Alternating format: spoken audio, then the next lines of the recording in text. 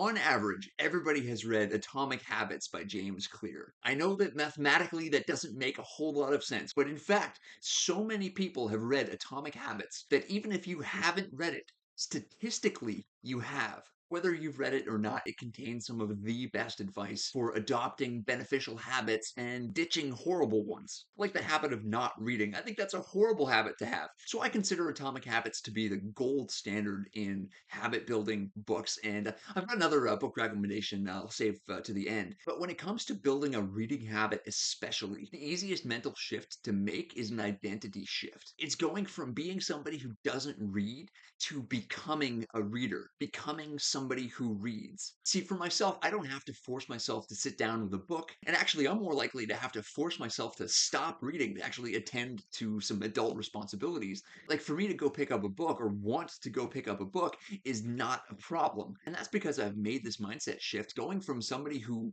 reading is, something that I do occasionally to something that I am. Like, I am a reader. So if you can make that connection in your mind, if you can make that mental shift, then you starting a reading habit is going to be one of the easiest things that you'll ever do. And to do that, to make that happen, it's not incredibly difficult, at least not on a day-to-day basis, and especially not as you keep going. What James Clear recommends in the book, or what he says, is that every time you engage in an action, every time you do something that reinforces the habit, what you're doing is casting a vote for the type of person that you'd like to become, that you will become in the future if you stick with this habit. So every single time that you pick up a book, every time that you buy a book, every time that you subscribe to this channel and my newsletter, every time that you download a book app on your phone, every time you talk to a friend of yours about reading, every single one of these things, you're sending a signal to yourself. You are casting a vote for the type of person that you want to become, that you will become inevitably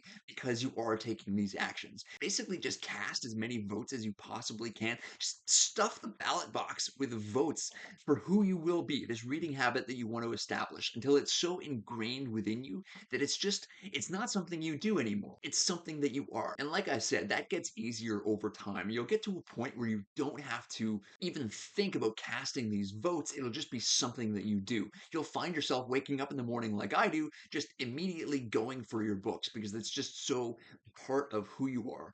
And it's kind of like going to the gym as well, which brings me to my other book recommendation that I mentioned in the beginning of the video. And it's a really excellent book if you want to remain a natural athlete, especially if you want to just stack the probabilities in your favor of building a physique that you can be proud of. It's called Diary of a Gym Addict by Tom Moss. And it's one of the better fitness books that I've reviewed in recent memory. Like, a lot of them are, pretty awful. And, this one's just not. Like, this is coming from a place of, like, this is somebody whose identity is somebody who works out. He's cast decades worth of votes in order to become somebody qualified to write a book like this. And I found his approach just really, just refreshing and honest. And that's kind of what I try to do, as a creator. Like, I'm not one of those people that's going to sell a bunch of easy answers. Like, the chances of me ever doing a crypto rug pull is, virtually zero. Like, actually zero. Just do it right from the beginning. Get Tom's book. It's down in the video description, along with my full reading list. I'll list a couple of habit books down there too.